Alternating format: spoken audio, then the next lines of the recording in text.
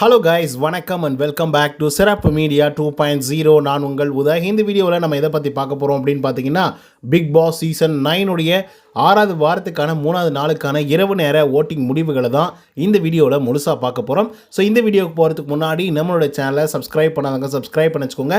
பக்கத்தில் ஒரு bell icon இருக்கும், அதையும் ப்ரெஸ் பண்ணி ஹாலில் போட்டுக்கோங்க. அப்போ தான் நாங்கள் அப்டேட் பண்ணுற ஒவ்வொரு வருஷமும் உங்களுக்கு நோட்டிஃபிகேஷன் வந்து சேரும். அதுதான் இந்த வீடியோ குறைஞ்சபட்சம் ஒரு 1000 லைக் நான் எதிர்பார்க்குறோம். ஸோ லைக்கை போடுங்க, வீடியோ பாருங்கள். வாங்க இந்த வீடியோக்குள்ள வந்து போகலாம். நம்பர் 1 பொசிஷனில் the one and only Sandra அவர்கள் தான் வந்துருந்துட்டு இருக்காங்க. அவங்க வாங்கிய ஓட்டுகளோட எண்ணிக்கை அப்படின்னு சொல்லி பார்க்கும்பொழுது 83,136 ஓட்டுகளாகும். அண்ட் பர்சன்டேஜ் வைஸ் அப்படின்னு சொல்லி பார்க்கும்பொழுது 16.92% வந்துருந்துட்டு இருக்காங்க சாண்ட்ரா அவர்கள். ஸோ இவங்களை பொறுத்தவரையிலும் இந்த வாரத்தோட தொடக்கத்தில் கிட்டத்தட்ட 18% ஆரம்பித்த சாண்ட்ரா அவர்கள் கொஞ்சம் கொஞ்சமாக குறைஞ்சி 16.92% வந்து வந்திருக்காங்க. பட் இருந்தாலும் ஃபர்ஸ்ட் பொசிஷனில் வந்து இருந்துட்டு இருக்காங்க. செகண்ட் பொசிஷனில் திவ்யா அவர்கள் இருந்திருக்காங்க. அவங்க வாங்கிய ஓட்டுகளோட எண்ணிக்கை அப்படின்னு சொல்லி பார்க்கும்பொழுது 80,516 ஓட்டுகளாகும். அண்ட் பர்சன்டேஜ் வைஸ் அப்படின்னு சொல்லி பார்க்கும்பொழுது 16.38% இருந்துட்டு இருக்காங்க திவ்யா கணேஷ் அவர்கள். கொஞ்சமாக பூஸ்ட் பண்ணால் கூட சாண்ட்ரா அவர்கள் வந்து முந்திரத்துக்கான எல்லா வாய்ப்புகளும் வந்து இருக்குது. ஏன் அப்படின்னா வெறும் 2,500 வாக்குகள் மட்டும்தான் வித்தியாசமே வந்து இருக்குது ஃபஸ்ட்டு பொசிஷனுக்கும் 2வது பொசிஷனுக்கும். கூடிய விரைவில் அவங்க சாண்ட்ரா அவர்களை தாண்டுவாங்க அப்படின்னு சொல்லி எதிர்பார்க்கப்படுகிறது. பட் பொறுத்தது பார்ப்போம்.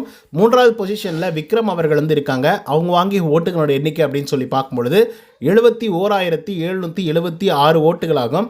அண்ட் பர்சன்டேஜ் வைஸ் அப்படின்னு சொல்லி பார்க்கும்பொழுது 14.6% வந்து இருந்துட்டுருக்காரு விக்ரம் அவர்கள். ஸோ விக்ரம் அவர்களுக்கு இந்த வாரத்தில் அதிகப்படியான வாக்குகள் வந்து வந்திருக்கு.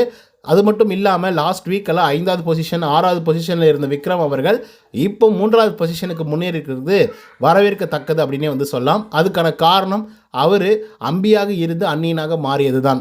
4வது பொசிஷனில் பார்வதி அவர்கள் வந்து இருக்காங்க. அவங்க வாங்கிய ஓட்டுகளோட எண்ணிக்கை அப்படின்னு சொல்லி பார்க்கும்பொழுது 71,483 ஓட்டுகளாகும்.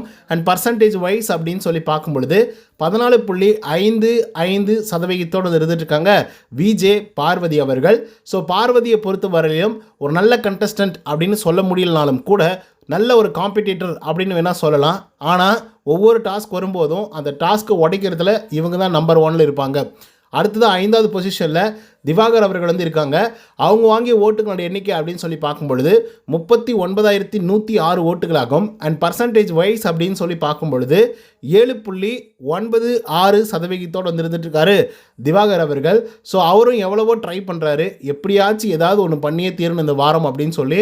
ஸோ அதுக்கேற்ற மாதிரி கனியக்கா இன்றைக்கி வந்து கிடைச்சாங்க. கனியக்காவை வச்சு செஞ்சுட்டாப்புல கோழி முட்டை அப்படின்ற வார்த்தைகள்லாம் பயன்படுத்தி செத்து போயிடுச்சு அவங்க மூஞ்செல்லாம் அப்படின்ற லெவலுக்கெல்லாம் வந்து பேசிகிட்டு இருந்தார். ஸோ அதனால் ஒரு பெரிய பிரச்சனை உண்டாயிருக்கு. அதுக்கடுத்து 6வது பொசிஷனில் வியானா 33,896 ஓட்டுகள் வந்து வாங்கியிருக்காங்க.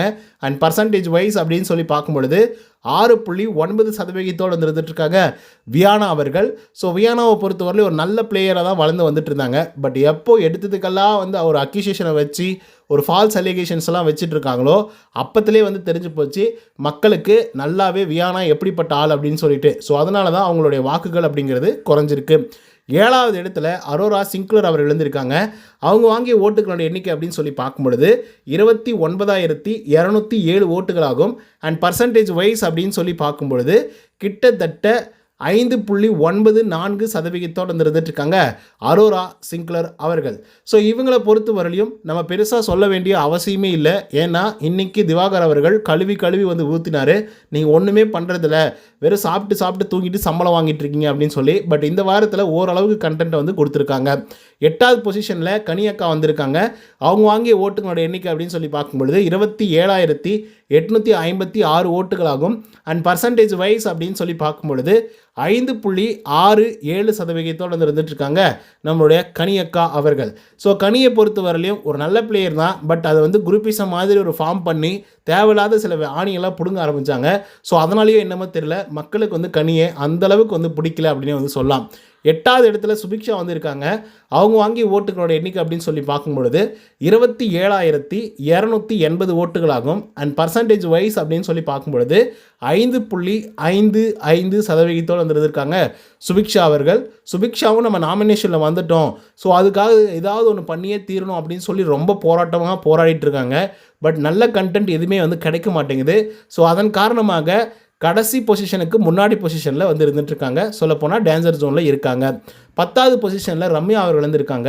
அவங்க வாங்கிய ஓட்டுகளோட எண்ணிக்கை அப்படின்னு சொல்லி பார்க்கும்பொழுது 27,197 ஓட்டுகளாகும். அண்ட் பர்சன்டேஜ் வைஸ் அப்படின்னு சொல்லி பார்க்கும்பொழுது 5.53% இருந்துகிட்ருக்காங்க ரம்யா ஜோ அவர்கள்.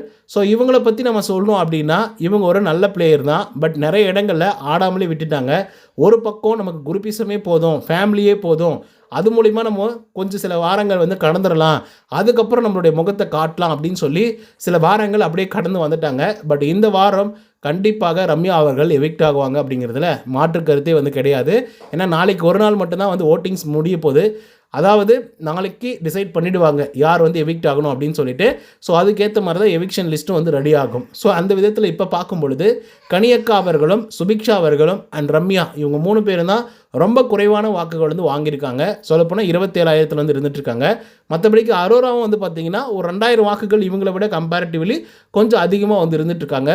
ஸோ அதனால் அரோரா அவர்கள் கொஞ்சம் சேஃபர் ஜோனில் தான் வந்து இருப்பாங்க. இன்கேஸ் ஒரே ஒரு எவிக்ஷன் அப்படின்னு இருந்தால் அரோரா வந்து தப்பிக்கிறதுக்கான வாய்ப்புகள் வந்து இருக்குது. அப்படி இல்லைன்னா இல்லை அரோரா இருந்து எந்த பிரயோஜனமே இல்லை அப்படின்ற மாதிரி யோசித்தாங்க அப்படின்னா அரோராவை தூக்கி வெளியே போட்டுடலாம் அப்படின்னு யோசித்து எலிமினேட் பண்ணுறதுக்கான வாய்ப்புகள் வந்து இருக்குது. பட் அரோராவும் இந்த வாரத்தில் கொஞ்சம் கண்டென்ட் கொடுக்க ஆரம்பிச்சிருக்காங்க. இனி வரும் காலங்கள்லையும் கண்டென்ட் கொடுக்கறதுக்கான வாய்ப்புகள் வந்து இருக்குது. ஏன்னா அரோரா அவர்களை நிறைய பேர் நோண்ட ஆரம்பிச்சிருக்காங்க. ஏன் அப்படின்னா விஜய் சேதுபதி அரோரா அப்படிங்கிற ஒரு ஆள் வந்து வீட்டுக்குள்ளே தான் இருக்காங்க, அவங்களெல்லாம் நீங்கள் என்ன தான் பண்ணிகிட்ருக்கீங்க, அரோரா நீங்கள் சாப்பிட்டு தூங்கிட்டு சம்பளம் மட்டுமே வாங்குறதுக்காக நீங்கள் வரலைங்க அரோரா அப்படின்னு சொல்லி போட்டு உடைச்சாப்பில் சண்டே எபிசோடில். ஸோ அதுக்கப்புறமாகவே வந்து பார்த்திங்க அப்படின்னா ஒட்டுமொத்த பேரும் அரோராவை டார்கெட் பண்ண ஆரம்பிச்சிட்டாங்க.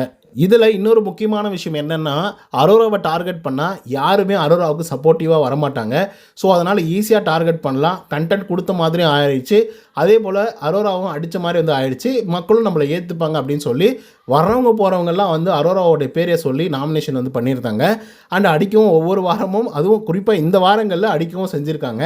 பட் அது எல்லாமே சில பேருக்கு நெகட்டிவாக மாறியிருக்கு, அரோராவுக்கு கொஞ்சமாக பாசிட்டிவாக வந்து மாறியிருக்கு. பட் எண்ட் ஆஃப் தி டே அரோராவுக்கு ஓரளவுக்கு வாக்குகள் வந்திருக்கிறது. அவர்கள் நாமினேட் செய்யப்பட்டிருக்காங்க. அண்ட் அதனால் எலிமினேட் ஆகிறதுக்கான வாய்ப்புகளும் அதிகமாக இருக்குது. ரீசன் வந்து ஓட்டிங்ஸாக எடுத்துக்கொள்ள முடியாது. ஏன்னா ஓட்டிங்ஸ்லேயும் ஓரளவுக்கு பரவாயில்ல அப்படின்ற அளவுக்கு தான் ஓட்டிங்ஸ் வந்து எடுத்திருக்காங்க. ஸோ மற்றபடிக்கு எப்படி எவிக்ட் பண்ணுவாங்க அப்படின்னா இந்த பொண்ணால் எந்த கண்டென்ட்டும் கிடைக்காது, இவங்களால் நமக்கு சம்பளம் மட்டும்தான் போகுமே தவிர மற்றபடிக்கு எந்த விதத்துலையும் இவங்க யூஸ் ஆக மாட்டாங்க அப்படின்னு சொல்லி அந்த மேனேஜ்மெண்ட் வந்து முடிவு எடுத்தது அப்படின்னா கண்டிப்பாக அரோரா சிங்க்லர் அவர்களை தூக்குவாங்க. அப்படி இல்லை நம்ம ஓட்டிங் வைஸே போயிடலாம் அப்படின்னு நினச்சாங்கன்னா ரம்யா அவர்களை தூக்கிறதுக்கான வாய்ப்புகள் வந்து இருக்குது. ஸோ அதை நம்ம பொறுத்து தான் பார்க்கலாம். அண்டு இதே மாதிரி அப்டேட்ஸ்லாம் நீங்கள் தெரிஞ்சுக்கணும் அப்படின்னு நினச்சிங்கன்னா நம்மளுடைய சிறப்பு மீடியா 2.0 அப்படிங்கிற சேனலை சப்ஸ்கிரைப் பண்ணாதவங்க சப்ஸ்கிரைப் பண்ணி வச்சுக்கோங்க. அண்ட் லைக்கை போட்டிருப்பீங்க அப்படிங்கிற நம்பிக்கையோடு இந்த வீடியோவை வைண்ட் அப் பண்ணிக்கிறேன். ஸோ இன்னொரு தகவலும் செஞ்சுக்கிறேன். Until then bye from Uday. நன்றி, வணக்கம்.